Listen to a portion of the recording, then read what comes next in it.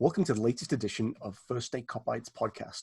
We are delighted to have an old friend of the show, Craig Hannan, who's from the Anfield Wrap, joining us today. Just Sean and I on duty. We're recording this the day after Liverpool beat Wolverhampton Wanderers 4-0 at Anfield, the first game with a crowd since the lockdown started way back in March.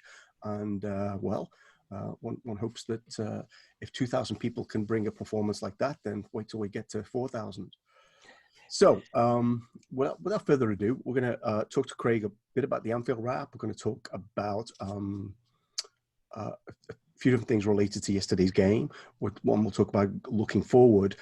Also interested, and what I should have prepped you on this as well, interested in kind of what's actually happening in Liverpool, because that's not something that we usually have quite a good view of what's going on in Liverpool. You know, there's always people going over for matches.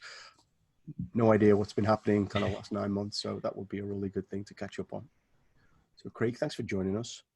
No worries. Nice to be back. Well, why don't we start with what's been going on at the Anfield Wrap these last, I guess we talked to you it's probably been about 6 months since we last spoke. Yeah, it's been a while.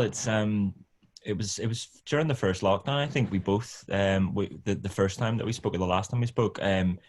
It's been a funny one, Liverpool and the Anfield Wrap. I suppose that it's been for a small business like us, it's like quite testing sort of times. A global pandemic's not something that you prepare for. Like, in March time, we were getting prepared for Liverpool lifting the league title and the celebrations and the content that we were going to be creating. And then all of that obviously sort of changed and we had to adjust. And, in the way that everyone has had to adjust their lives, we've had to sort of change it. And, but we've sort of come through that. I think football is a big sort of release and a big, it plays a big role, I think, throughout this pandemic because, of course we have to sort of preface everything with, there's more important things than football and serious things happening in the world and have been for the past 6 months. But, having the football in that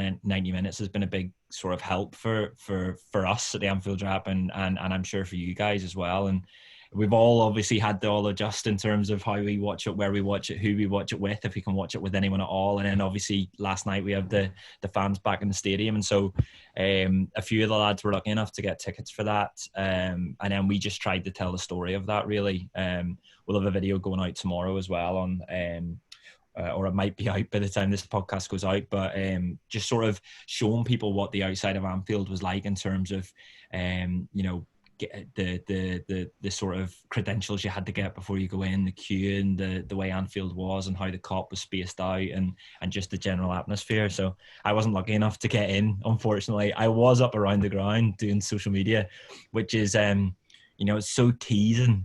Like, imagine sending someone up to do social media and then telling them, no, you have to come back to the office to watch the football match. And that's what happened last night. But I was made up for the 2,000 that got in there. They made a racket, is what I would say. They all give it their best. So, that's everything that's sort of going on with us. And we're just sort of excited, as with everyone, that hopefully the 2,000 getting in last night is the beginning of normality, or certainly the start of the road to normality, hopefully.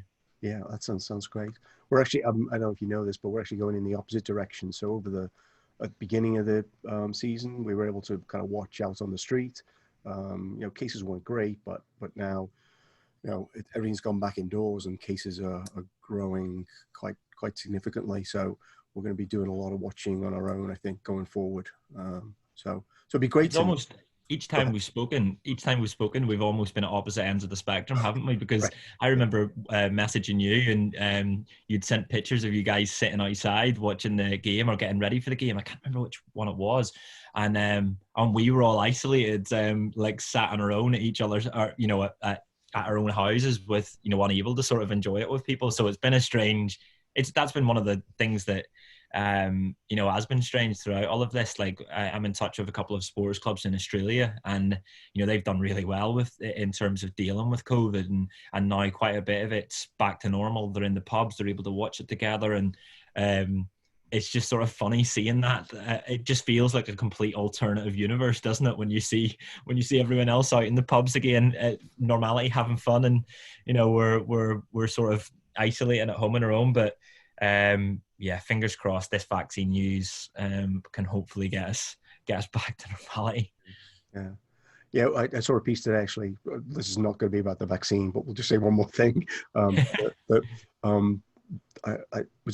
think it was Fauci was suggesting that anyone may be able to get a vaccine by the end of April here, which I think aligns with kind of what the target is for the UK. So kind of one of the things that had me hoping, so maybe I'll voice it out loud and it'll never happen now, is that we're actually at a point where, we can travel because everyone's vaccinated, and, we might get to Anfield at the end of the season and hopefully witness something special. Well, that's sort of what I've been thinking around the vaccine news. Is as soon as the vaccine news come out, I was counting the months to sort of March, April time, because wouldn't it be great if fans were in the stadium completely by March, April? Liverpool were in a title race, fans were able to travel. I mean, it feels like a pipe dream. It feels far too soon, but the world changed so quickly from this time last year till March. So you never know. We might get lucky, and I think we're all sort of praying for that normality towards the end of the season, in the hope that maybe there might be even a parade in June time that we'll be able to enjoy. Everyone will be able to enjoy. That would be the dream. I mean, we have to win it first, don't we, Paul? But I back Liverpool. Liverpool to win the title. I back Liverpool to win the title more than the vaccine getting rolled out on time. Liverpool is more of a guarantee than the vaccine, right? Yeah. Before we get onto this wonderful team and its high ceiling potential, what else is you've been working on at the Anfield Wrap? Because it's been quite a while now since you kind of went to the app and all of the kind of new formats. What else is kind of going on? Quite a bit. We've over the past year and a half, especially, we've grown quite quickly. We've in terms of, we've brought in new staff. We've been able to employ young people from within the city, in various different roles within the business. And that, I suppose, that's the side that people don't see when they watch the content, is there is a team in the background that's sort of making it all happen. So there's Neil and there's Gibbo and there's the contributors, doing the content and going up to Anfield and being the voice and the face. But there's a sort of a growing team in the background that are creating the video content. So we've been delving more into onto both audio documentaries and video documentaries. There was one we released for free on YouTube about Melwood. Obviously, Liverpool's training ground at Melwood, they've moved to Kirby, and we sort of told the story of the community around Melwood and what that training facility meant to them, and little anecdotes about when Paisley was there and Shankly, and it was just brilliant. Really, that was our video team that had done that, and there were no faces or voices from the Anfield Wrap. It was solely the people from Melwood telling the story, and it was solely the people in the background that nobody knows that had pulled that together. So that was I love that, to be honest. We're continuing all of the usual sort of post-match reaction. Like I said earlier, we've had to adjust, but now hopefully with fans back on the ground, we can continue to tell the story of what it's like to support Liverpool, with during a pandemic and with limited fans in the crowd, and then a little bit in the background. We talked before before we came on mic there about brand, and we obviously did the Trent Alexander-Arnold mural last year, and that was a sort of a gift to the footballer as a thank you of for what he'd done for us, the fact that he'd sort of achieved all of our dreams, and we knew it would be a landmark within Liverpool, but we also knew it was something for fans from all over the world to enjoy, both seeing the pictures online and the videos and Trent being there, but once they're in Liverpool, being able to visit it and get a picture. But obviously with the pandemic this year, we've not been able to do anything like that, really, in terms of fans being able to, my mates from Ireland haven't been able to travel over to celebrate. Nobody's been able to celebrate in the way that they would have with a parade and to thank the players. So we did some billboards and stuff around the UK. To be honest, we would have loved to have gone around the world, but billboards are expensive. It turns out, but we did one in Belfast. We started there, and then we asked our subscribers where should we go next. Dublin came next, and so we did a billboard there, and each of them was based around the city's relationship with the football team. So Dublin's was Dublin, you're now the closest capital city to the champions. Belfast, nobody will really understand it unless they're from back home, but it was Liverpool. Belfast Reds, you've waited 30 years for Liverpool to be champions.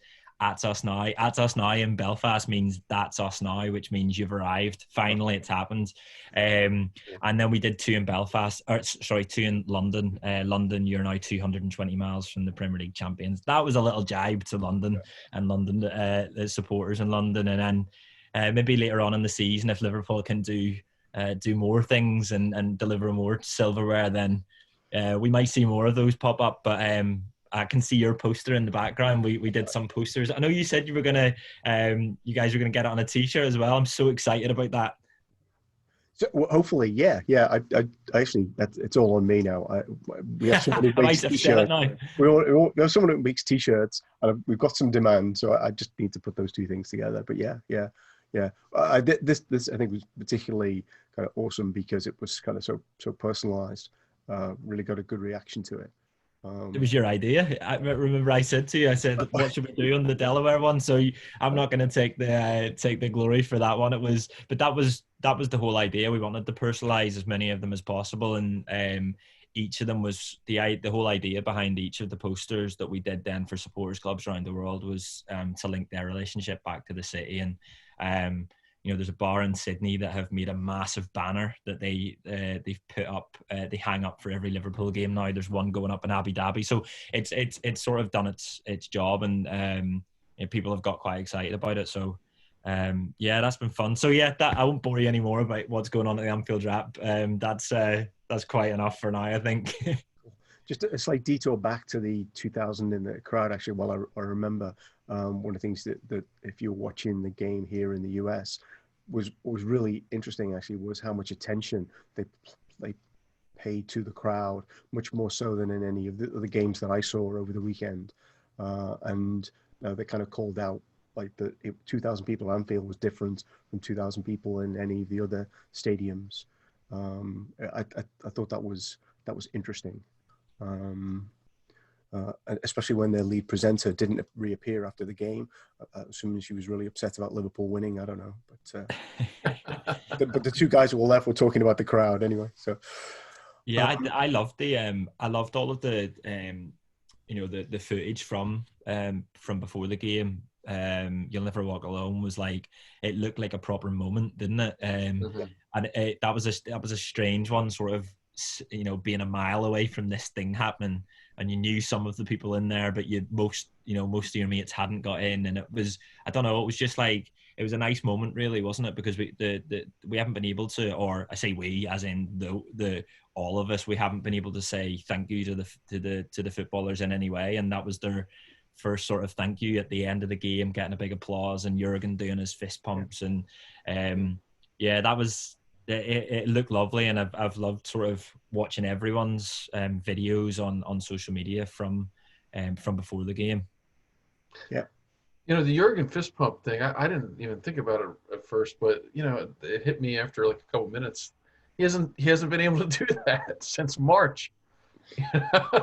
Exactly, and it's just strange. You forget how long it's been, and how much that must impact the team. Yeah, definitely. The interesting thing, the last time that he did it was against Bournemouth, and it was almost as if he knew what was coming. I think the club maybe were, had caught wind that, with what's going on in Europe at the time, German stadiums closing and stuff, that they knew it was going to be close, because against Bournemouth at the end of the game, he did 3 fist pumps to the Kop, and then he walked to the main stand and did 3 to the main stand as well. And he doesn't usually do that. And he usually wouldn't fist pump against, Bournemouth, for instance. It wouldn't have been, he does it in the big games and stuff like that. It wouldn't have been seen as a reasonable one to do, but he does it twice in that game. So he must have known, he will have known that might have been his last for a while, but that was his first as a Premier League champion, which is quite exciting, isn't it? Yeah. That's awesome. We're going to go back to the team, but Sean, you had some questions about brand management, which Craig is responsible for at the Anfield Wrap. I was just kind of curious. We were thinking about, what would be interesting to talk about today. And given your what you specialize in your career, you're not just a Liverpool supporter. You are brand management for Anfield Wrap, and you've had a career in that. And so I was just kind of interested to get your perspective from someone that is so involved with the club about how the club approaches that, or has approached that, maybe how that's changed over time, and just any insights that you might have on that topic, from your experience over time. So in terms of like everything I say is looking in from the outside, really. So it's I suppose it's my perception as a football fan, both as a football fan from outside of the city, but as a football fan who's lived inside the city. So anything I say isn't anything that I've heard, because I don't know the marketing team as such. I know people within Liverpool and in different departments in Liverpool, but when we think of Liverpool, we think of Liverpool as this one entity, don't we? We think of the team on the pitch, and actually Liverpool, the business, I know that's a horrible thing to say, but we're talking about brand management, but Liverpool, the business isn't one entity. It's departmental. It's, there are loads of many departments within the club that almost act as their own businesses, if that makes sense. So you'll have LFC TV, you'll have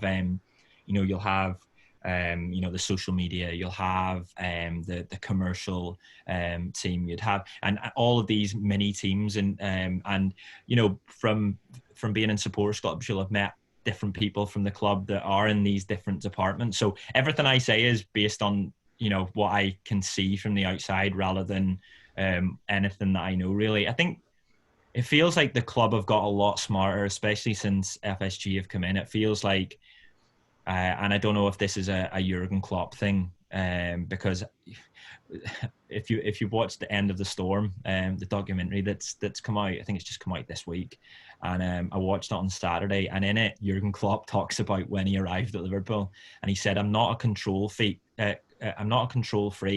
I just like things to be done the way I want, or something like that. And it was basically him saying, I am a massive control freak. Basically, when he came in, he looked at the gear that the players were wearing, and he wasn't happy with it. He said it didn't look like the kind of gear that a successful football team would wear. It was all sort of, it was all like oversized, and it didn't look great, and it wasn't as nice as he mentioned Spurs's, because that was the first game that he played. He said he was watching Spurs warm up, and he was watching his team warm up, and he was looking at it and thinking, one of these teams looks as if it would be really good at football and the other doesn't. So he already was thinking about these things that we might not see as being brand, but for Jurgen, he's looking at something, and whether he's thinking it's brand management or not, it is, because it's perception, and it's sort of how his team is going to be perceived on the pitch. And so I thought that was really interesting. Now, lots of what Jurgen Klopp has done has been brand management in a way. The things that he does on the pitch, and the way he talks to fans off the pitch as well, the decisions that he makes is gonna influence how the brand is perceived, and how the brand almost does, if that makes sense, in a business sense. So all of the success on the pitch means that Liverpool's brand is amplified wherever, and it makes the club's job in the back end as a business easier when you've got this, you've got a face of the brand that is this this almost like politician at the forefront of your movement, isn't it? It's a much sort of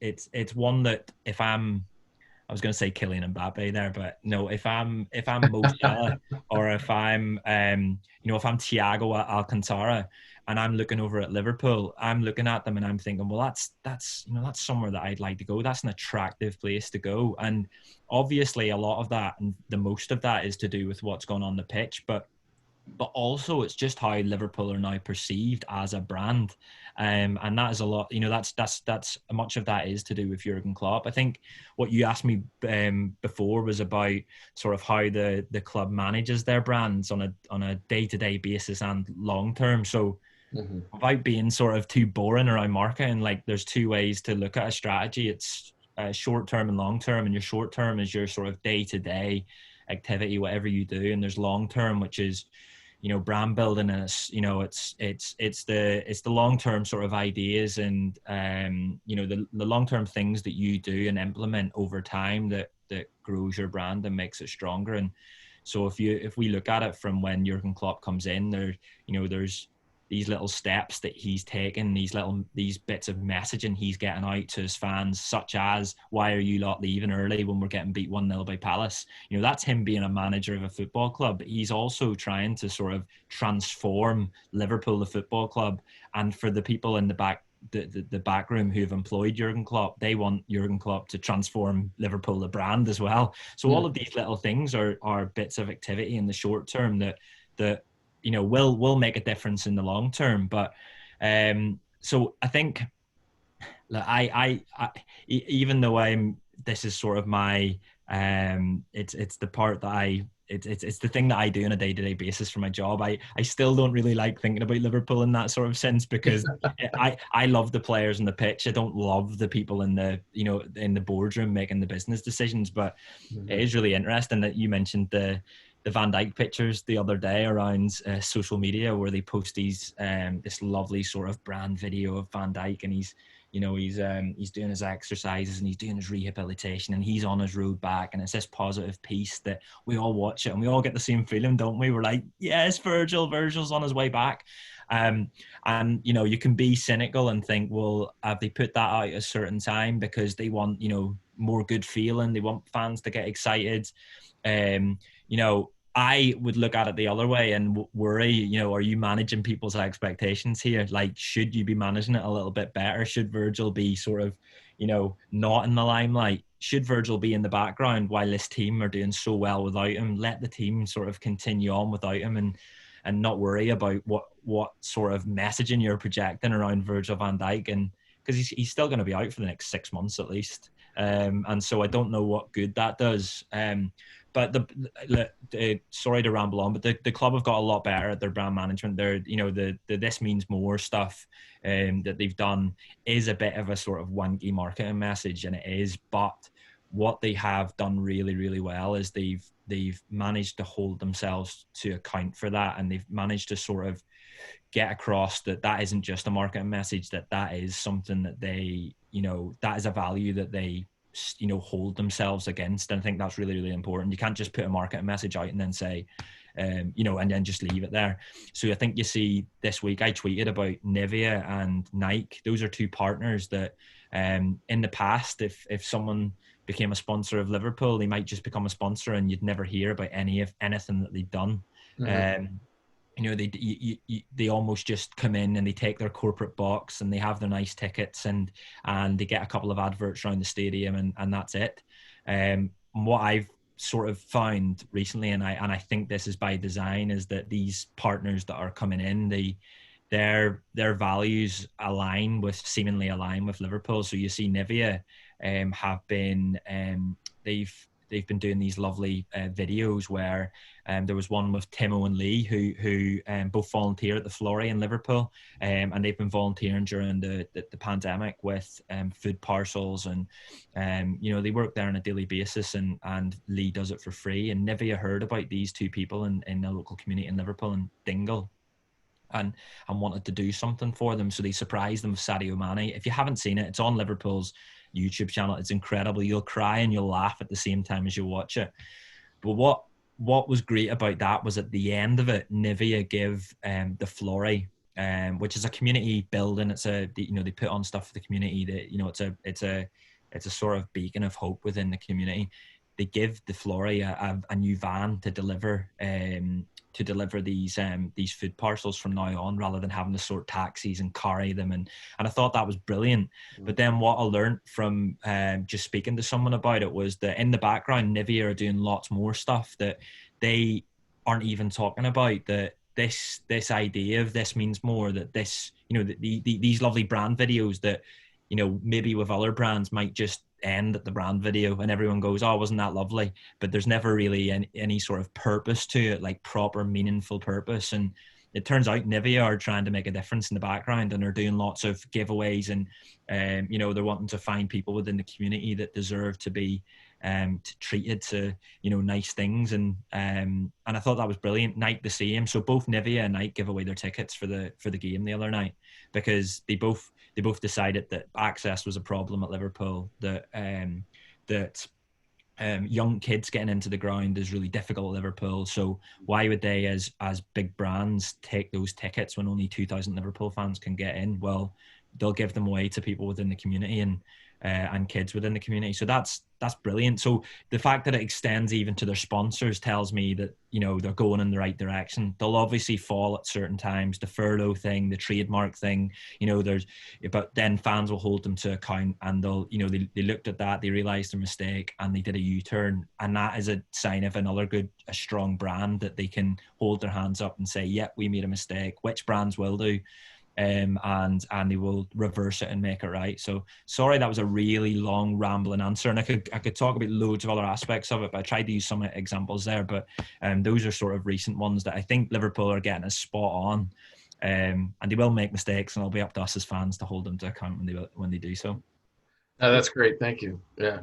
It does make me think, actually, when you were talking about the whole branding of the six. The Champions League and European Cup, how that was right there the moment they'd won, and that we talked about this in a previous episode. One of the players was interviewed about kind of prep for the season, and he specifically said that Klopp was talking about, here's what we need to do to win number 7. So it's not the whole notion of this history, and you know, we're just, you know, helping the club continue this tradition was quite striking.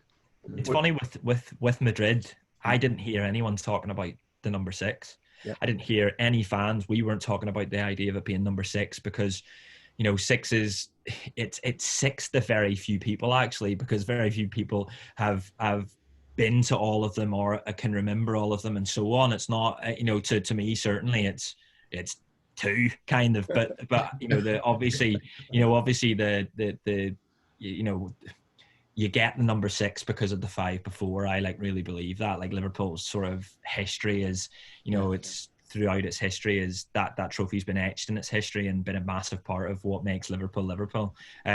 But yeah, it's an interesting point. Milner's the first to do the 6 as he runs up to the fans. Then, you know, everyone who'd seen that then was like, oh yeah, it is 6. So then everyone's getting their pictures. Then it's the let's talk about 6, baby. Then the next day the club of number 6 or whatever it was trademarked, and it's on t-shirts. I mean, that's the other sort of cynical side I'm not sure about, is you know, that LA, for instance, is trademarked by Liverpool, or they tried to trademark it. I can't remember if they managed to get it, but they've got it on their t-shirts and stuff. And obviously they tried to trademark the word Liverpool when it's used with you know, within a football context, which is like, you know, that's horrible. But that's again something they got wrong, and they reversed. It's really football and sort of brand is really interesting, because there's so many different sort of facets to it, and there's so many different things that, you know, you might not see. As you think of brand as being a logo and the colors and, you know, adverts and stuff like that, and actually it should be something much more meaningful than that. It should be what you stand for as an entity. And in the club's own case, you know, they try and stand for this sort of you know, this worldwide club that's you know, has its roots within its local community, and it tries to sort of hold itself to those values, the idea that it means this means more, and it's about the fans and so on. And yeah, I'll not. I mean, there's going to be some people listening to this saying, I just wanted you to talk about Sadio Mane, to be honest. Well, the one thing I did want to say, that your point about Klopp is interesting, because I mentioned this before.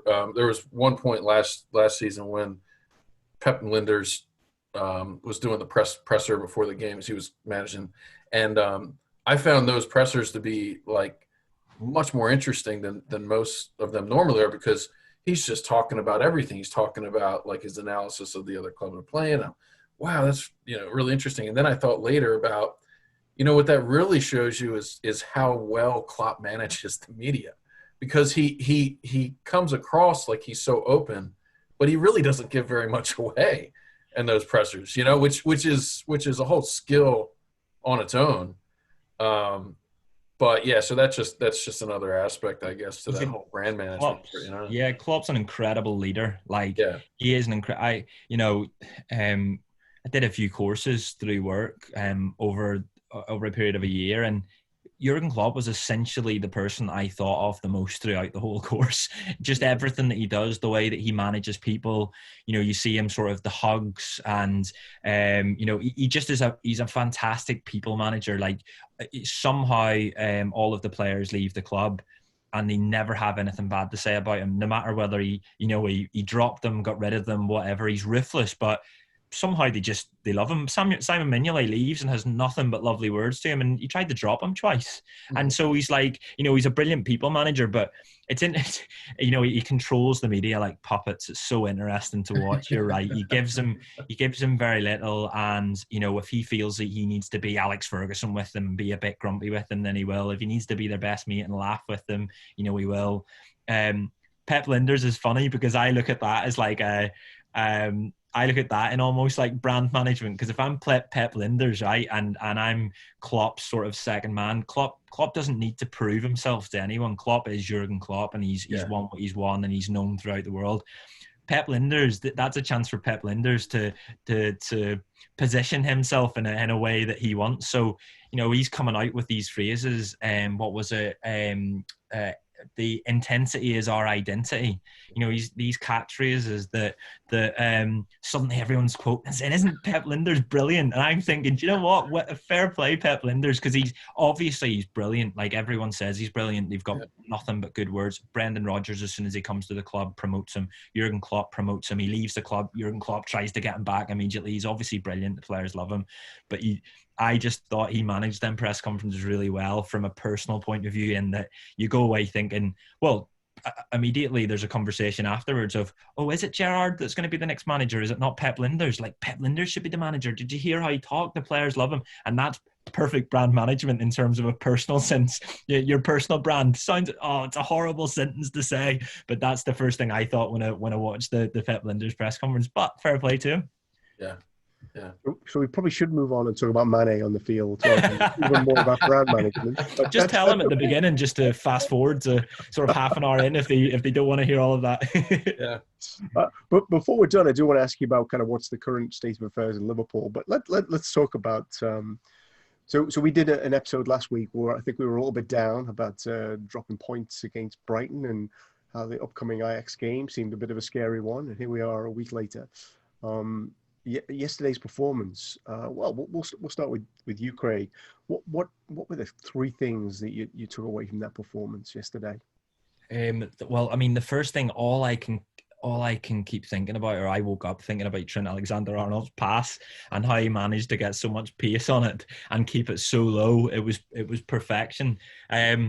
I think the first thing probably is just Gini Wijnaldum. Gini Wijnaldum's goal was incredible. I think it's been a funny sort of 6 months for Gini Wijnaldum, in that he's played more than any player under Klopp. I've just plucked that from the top of my head, but it feels like Gini Wijnaldum has played more football than anyone else in this squad for Jurgen Klopp. And yet in the summer, at times you go on the internet and look, the internet is not it's not a true representation of humanity, I hope. But you go on the internet and... I'm afraid you might be wrong about that, but go on. Oh, God. Yeah, let's hope. But, for the sake of humanity, you just sort of... You would see lots of people talk about Gini Wijnaldum in a way that they would be happy to throw him away and bring in Thiago. And suddenly we've got both of them somehow. Well, we have sort of got both of them, but one of them is in the stands at the minute. But I'm just so happy for him. And I was surprised to sort of read so many tweets last night around, give him a new contract and stuff, because he's played every single minute. It's virtually in the league this season under Jurgen Klopp, and he's been brilliant. He might be our player of the season so far this year, and yet it takes a goal for everyone to go, give him a contract. Well, no, give him. We should be offering him a lot more. You hear again, I'll reference that End of the Storm documentary. You hear in it Jordan Henderson mentions the leadership team at Liverpool, and it's Henderson, Van Dijk, Milner, and Gini Wijnaldum, and they were voted by the players. So that's his standing within the changing rooms. Never mind what he is doing on the pitch. And I mean, what he's done on the pitch, he scored 3 goals in European Cup semi-finals. He's won a European Cup and a Premier League for Liverpool, so he's going to go down as a legend. So, I was made up for him. Kelleher as well, another clean sheet for him is massive. I wasn't too sure on him, to be honest. I'll hold my hands up and say that. Just from what I'd seen of him in the League Cup and stuff, I was a bit, I was worried about it, but he's really taken his opportunity. And then the Trent pass was glorious. It was unbelievable. Yeah, I could try that a million times and not do it in the way that he does. It'd be bouncing everywhere, but he manages to sort of get the spin, keep the ball low. It just glides across. It's perfectly paced. Someone had said on the Anfield Wrap that it was a ball that that it felt like 3 people could score from at the same time. It was that good. Yeah. That was my 3 takeaways. That's well, yeah, could go with any of those. What I thought was interesting, at least on our commentary, nobody even made a stab at pronouncing Kelleher's first name. I think it's Kevin, but maybe you know better than I do. I think it's Queeving. No, I'm not your fella. I've asked someone else for that pronunciation, and it's like Chinese whispers with Queeving, isn't it, or Keeving, that someone says it and then you try and say it. So that might not be right. Okay. Yours might be right. So anyway, the boy Kelleher done good. Yeah. So Sean, what were your takeaways from yesterday? I think I mentioned to you earlier, Paul. I know we've played other matches that we were probably better in. We maybe dominated more, but this is the first time, at least for me, in a long time, I think probably at least since we've clinched the league, where we really looked like the same team that we did most of the year last year. That's what really got me excited about it. And it was weird because I went back and watched the first half again last night. And as I was watching it, I was thinking like, man, maybe we didn't dominate this match as much as I felt like we did, but there was just something about it. It just felt like we were just on point. Everything was firing on all cylinders. Everybody knew where they were supposed to be. We just sort of looked back, to me, and it gave me a lot more confidence moving forward that we can keep going and do this thing despite all the injuries. The other things that stood out to me is I guess the front 3. I mean, they've all been pretty good for a while, but especially Mo and Mane. I mean, they just seem as hungry as ever, and they're just playing great. And I think the last couple performances, maybe the last 2 to 3. The other thing that's been encouraging is Bobby seems to be back, or at least relatively back to his old form. So that's great because we have Jota too, right? So if Bobby's back to his old self and we have another player that can come in, even better. Those were probably the things that got to me. And then I agree with all the things that Craig mentioned, especially Kelleher. He really did make a couple tough saves, and just his calmness and being so cool as a young, you got to imagine the pressure that's on him getting thrown in there in this situation. He just seems so laid back in a good way, not in a bad way. He's focused, and you can tell that he takes, I don't know. I feel like you can tell that he's the type that takes the coaching really well. He just seems focused. He's focused on what he's supposed to be doing. It was not much negative to say about that game yesterday. I think everything went pretty well. I think the first point you made there about the game plan, I think, and the fact that it didn't feel like watching them, it didn't feel as if it was like a 4-0 performance, I don't think. But then that reminds me of last season, where at times, there was a continual theme throughout last season, or the beginning of last season, where it was like, Liverpool aren't playing well, but they're getting results, or wait till they click into gear, Liverpool, and then they'll be great. And I think it's actually maybe the way that he sets them up in their game plan. I don't think they are set up to blow teams away anymore. I don't think that is what they're about. I think especially with the injuries at the back and the defense having to sit deeper, and young Nico at right back, a young keeper there. I don't think they can take the same risks. I don't think. Well, certainly with Nico there, you don't see the same you're not going to see the same sort of football that you'll see from a Trent Alexander-Arnold, for instance. But what I thought was really interesting was just how much the midfielders were there to support him particularly. And I know that's something that Trent and Robertson have talked about in the past around they couldn't do what they do bombing forward if it wasn't for Jordan Henderson dropping in or Gini Wijnaldum dropping in. But I thought last night was just dead interesting that, especially with Traore, immediately Gini Wijnaldum was in there. Immediately he was the first man for Traore to beat, and then that gave Nico Williams time. There was one where he gets past Wijnaldum, but that's all right because that's given Nico Williams the time to properly get in position to react to it, and Nico puts it out for a corner, and then he gets the confidence of having stopped Adama Traore, because my God, like, to stop him is some feat. So I thought that was really interesting, and I'm delighted to get the 4 goals as well in front of the Kop, and we get to be so excited. We get to have so many talking points around this game, and it's not going 1-0 down at Anfield and then scraping the 2-1 because it just feels uneasy. It's so hopefully that's a proper statement performance for the rest of the league. Yeah, and I mean that's a good point you make about it's hard for me to say, but a lot of it could have been Henderson and Gini's performance, because I think they both played incredible yesterday. Yeah. So, that probably was a lot of it.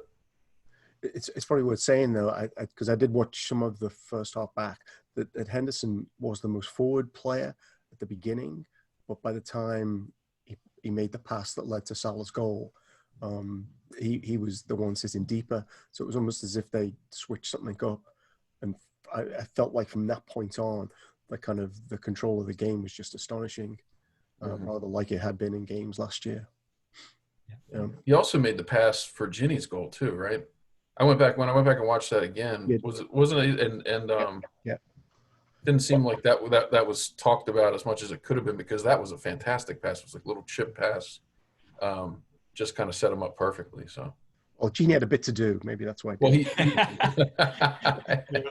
it's one of those assists where you sort of feel a bit like, I don't really deserve that assist. Yeah, maybe it's a stretch to say it should have been an assist, but it was a good pass anyway. That's what I think we'll come to realize is a Harry Kane assist. Yeah, right. Anyway, let's not go off at that tangent. A couple of the other things I thought were worth mentioning. One was there was a photo went around before the game of a sign up at Anfield about kind of kicking out racism and leaving that in the past, which I thought was absolutely awesome. But to back it up, especially after what had gone on at Millwall on Saturday, the crowd clapping when players took a knee, I thought was a kind of wonderful, supportive demonstration of like how much the crowd were behind the sentiment, which I think is just awesome. Definitely, that was I think after sort of seeing the scenes at Millwall, that was one of the things we were hoping. I walked up to the ground with Gareth Roberts from the Anfield Wrap, and he mentioned, actually, wouldn't it be great if they clapped? And they did. I think the projection on the side of Anfield was Beats by Dre. Now again, from a usually I'd be like, oh, I'm a bit gutted that's an advert for something that, but actually Beats by Dre, they're sort of some of the work that they've been doing. They're running a brilliant campaign that's called "You Love Me, You Love Me Not," and it's well worth watching their YouTube video about. It's incredible. It's so powerful, but their work around racism and trying to stamp it out, it's incredible. So usually I'd be like, oh, it's an advert, but actually, as long as it's got proper purpose and meaning behind it, then I'm okay with it. And yeah, I actually took the picture and put it on the Anfield Wrap's Twitter, and then everyone robbed the picture. But that's that. So Beats by Dre were like retweeting them all, and I was like, that's my picture. They're all using my, but that's all right, because like if it gets the message sort of further and it spreads it wider, then happy days. Yeah, that's funny. I used your picture as well, actually. Yeah, I shared it with Paul. So I got one around. Well, thank you for the picture. There was another one on that topic that I shared with a couple of people that I thought was funny. John Barnes had a tweet that I just came across, and he made a comment about how systemic racism isn't about this, it's about that. And I'm going to get exactly what he said wrong, but it's just about sort of inherent advantages. And somebody like went back at him and said, "Oh, then why were you professional footballer and England international made multi-million pounds. He said, because I was a good footballer and you're crap. That's basic. That's a really simplistic way of looking at how you become a professional footballer and how you don't. You're either crap or you're really good at it. Yeah, and he was really good at it. Yeah. So we're going to kind of round out with a couple of things. I'll ask you a question before we're done about Liverpool, but looking ahead. So I hesitate to use an expression like "turned a corner," but it felt like yesterday's win could be really big going forward and for the rest of the season. So what's your outlook? I don't know if we want to talk like the end of the season or maybe just the next few weeks. What are you looking forward to, Craig? I think it obviously we've got the game midweek and that's a dead rubber and we're all. I mean, I'm excited about it because I get quite excited about the cup games where it's new faces and young players that you get to see, and it's like new stories that are almost created. You know, Curtis Jones is a big case in point of that. Nico Williams as well, as assist against Arsenal in the League Cup last season, the beginning of his sort of Liverpool career, and so I'm interested to see what is born out of that in midweek, but. It feels like, despite Fulham next weekend, it feels like Spurs is the one that we're all looking ahead to. I mean, it'd be nice to first of all win, but get through these games without injury. It feels like you said sort of turning the corner. It does feel like we're turning the corner with the injuries, hopefully, in terms of, we've got, obviously Henderson's been, in and out of the team a bit. Alisson should be back in theory. Soon, if it was COVID, was it COVID or a hamstring? I can't tell these days. Said it was hamstring, but yeah, like you'd hope that he'd be back soon, and obviously then Trent and Keita back last night, and that's a big plus for a busy, hectic Christmas period. But look, I think they can go all the way. I think it would outdo last year. Probably, and that feels weird after having waited 30 years for a league title and they deliver it. And then I'm saying that if they do it this year, it'd be even better because, hopefully there would be the fans in the stadium, but also the fact that the adversity that they've had to overcome constantly throughout this campaign so far, starting with Van Dijk, the Gomez injury, obviously the VAR decisions, although we get one last night, we're still at the top and the bottom of the decisions for and the decisions against.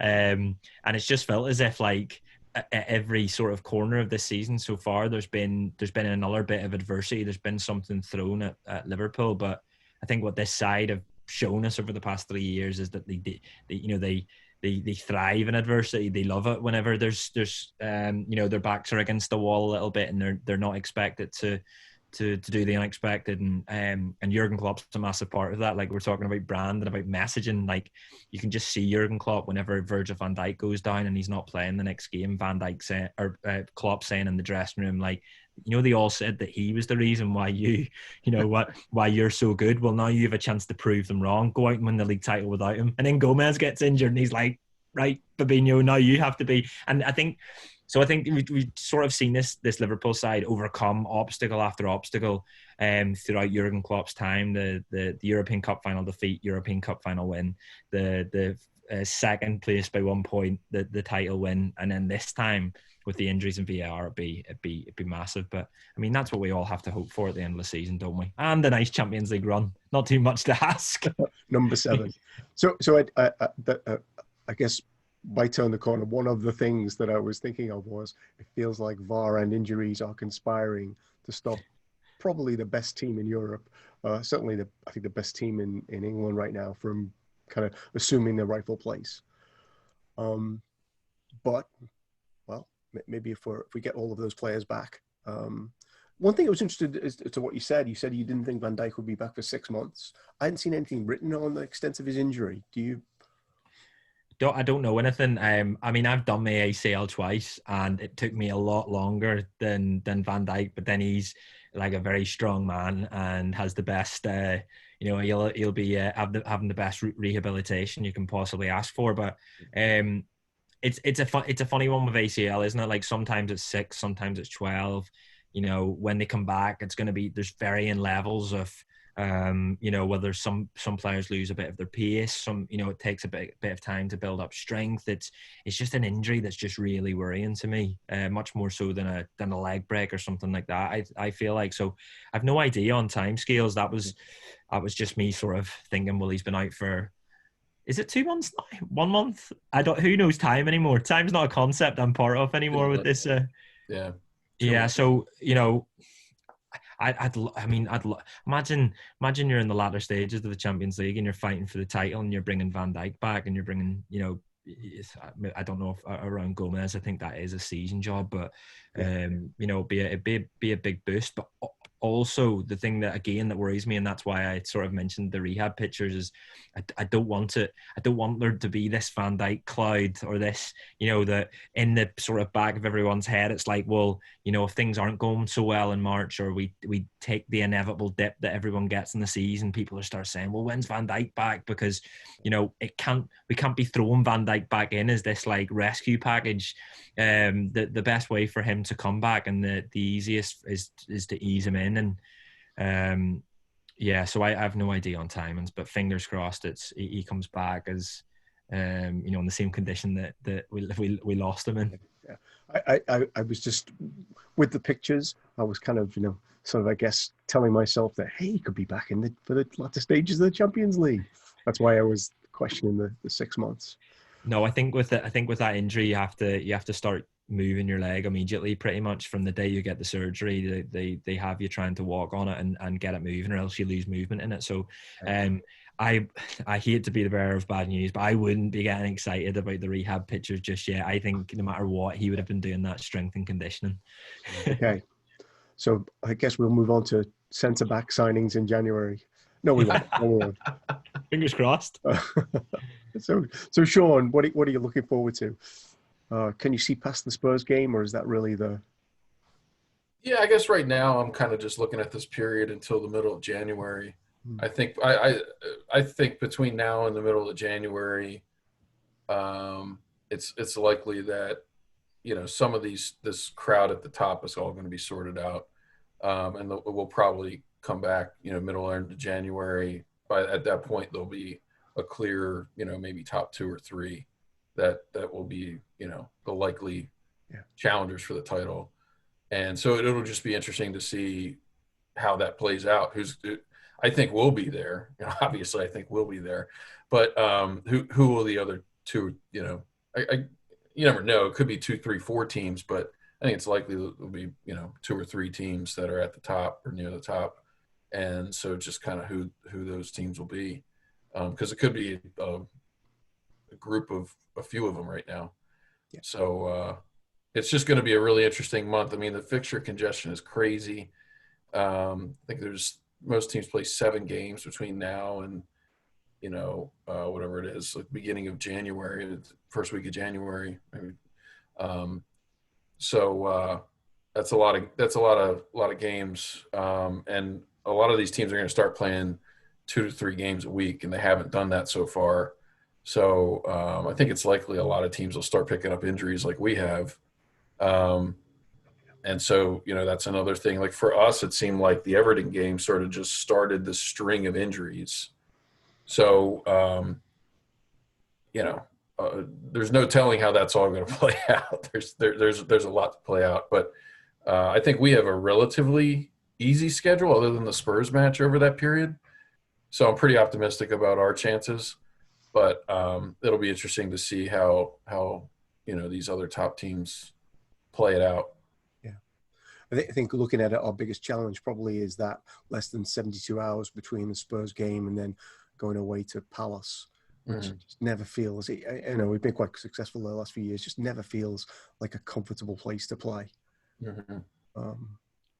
Although one of the interesting things, Sean, you mentioned there about, you think that there seems to be a bunch of teams at the moment that are in the running, and you'd imagine over the next sort of few months you'll see sort of 2 or 3 break away. And I think this season, to me, and again I say these things and are not backed up by any sort of data, but it's just a feeling and a perception, but it feels to me like a bit of a throwback to maybe 4 years ago, when you think of the last 3 seasons in the Premier League, and it's been Liverpool run away with it, The year before, City and Liverpool run away with it, and then the year before that, City runs away with it, and before that, and even the years of me growing up, certainly when United were winning titles, they didn't ever feel like they ran away with it. It felt like it was a proper title race with 2 or 3 teams until March, April, and even May. And then the last 3 years of just suddenly, it's just these 2 teams that are just well better than everyone else, running away with it and making it a bit of a no contest, away from everyone else. But now,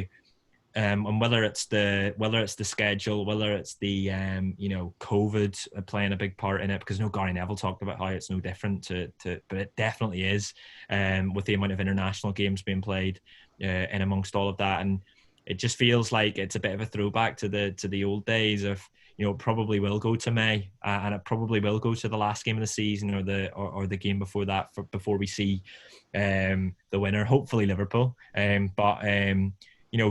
even City haven't really started yet, and I felt bad. I say I feel bad for them. I don't at all. But if I was that way inclined, their schedule of playing in the European Cup in August and then getting 2-week break or something stupid like that, and then suddenly the Premier League starts again, like that just feels unfair. And so they've never really started. And you just think, well, if they do get a bit of a run of games, then suddenly they're in the mix. United are only sort of 2 or 3 points behind us, something stupid like that. So yeah, we'll see what happens. But I see it being close. I just don't see Liverpool running away with it. I think there'll be more injuries to come. There'll be more stop-starts because of COVID, not just with Liverpool. And I think if we can get our main players back, then we will win the league again. I think we're by far the best team. I just don't think it'll be in the manner that we saw last year. Yeah. So it's always a good place to leave it with Liverpool winning the league. But did want to ask you one quick thing, take a diversion off into. So Liverpool is out of lockdown now, right? What's going on in the city? So Liverpool have been in Tier 3 lockdown. They were in Tier 3 lockdown, which meant that essentially there was nothing open, takeaways and stuff like that. But we couldn't go to restaurants and bars. It was a proper lockdown. Shops closed as well. It's now in Tier 2, and much of that's to do with the mass testing that's gone on in the city. So Liverpool were used as a bit of a trial, where the army come in, which is strange. The army come into Liverpool. There was loads of new testing sites for COVID set up, and you could just walk up on the day and get a test, and then you get the test results back within an hour. So they've been encouraging people to go sort of weekly. I've been going every Friday before I go into work. You get the test. By the time I get to work, I've got the results back. So, if someone ends up being positive, they know, they take the time off work, they isolate, and they prevent the spread from it. So that's been a real success in Liverpool, in terms of bringing the number down enough that we get to be Tier 2 for Christmas. It's funny, I'm flying back home to Northern Ireland in 10 days, and they're in a much stricter lockdown. So I'm essentially leaving Liverpool, where you can go to a bar now and you can go to a restaurant in your bubbles, and I'm going back home where you can do absolutely nothing for Christmas. So that feels like an ill-advised decision, but that's the whole reason why Liverpool have been able to get 2,000 fans in, because there's still certain parts of the UK that no fans are allowed in at all, because they're still in Tier 3. And that's I think it's maybe Leeds and Newcastle, it's places like that it's mostly the north, to be honest. So Liverpool's in sort of high spirits at the minute, because we've come out of the lockdown and we're able to go out for dinner. I went out for dinner the other night, and it felt like I was going on the biggest night out of my life, and really I was just sitting down to have a steak and a couple of pints and a glass of wine, but it was just exciting and everyone was excited to be out. So fingers crossed that continues and it plateaus, and life can continue on like this in Liverpool, and fans can continue to get back in the stadium, because Liverpool obviously have plans to increase that number. I think the Premier League will look at maybe going to 15% or something, or a certain percent of stadiums being able to get back in, rather than the 2,000 that you see in the Kop, when there's these 3 other stands that you feel they could have used as well.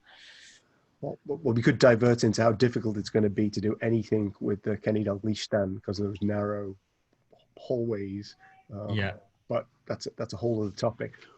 Final question: what would it take to get to the next level? Is there a reevaluation of the tiers? A Liverpool trending in a direction to be in tier 1? I'm not sure. It's so hard to keep up with the different tiers. I'm not even sure if there's. I think there's maybe sort of 2 parts of England that's in tier 1, and it's like, you know, the south coast somewhere that I'm not really sure, to be honest. I would imagine they'll keep us in tier 2 until there's, you know, until the numbers drop dramatically, really, because in the summertime we were out of lockdown and we were able to do most things as normal again. Everything was still seated, the bars were still seated, but you know, the number was right down, the R rate or whatever it is, but at the moment it's still high enough for us to be in tier 2. And so I'm not really sure, and to be honest, I just don't see it sort of coming down enough. I think as they bring us into tier 2, obviously more people are going to come into contact with each other, which is going to possibly see it rise, but then you just sort of hope that the mass testing and the regular testing means it'll the number will stay down. So I'm not sure. Fingers crossed. It's going in the right direction. Hey Craig, it's always a pleasure to chat. Thanks so much for joining us today. Good to see you, Sean. Yeah, you too. Thanks, Craig. Thank you. Been great. Thanks.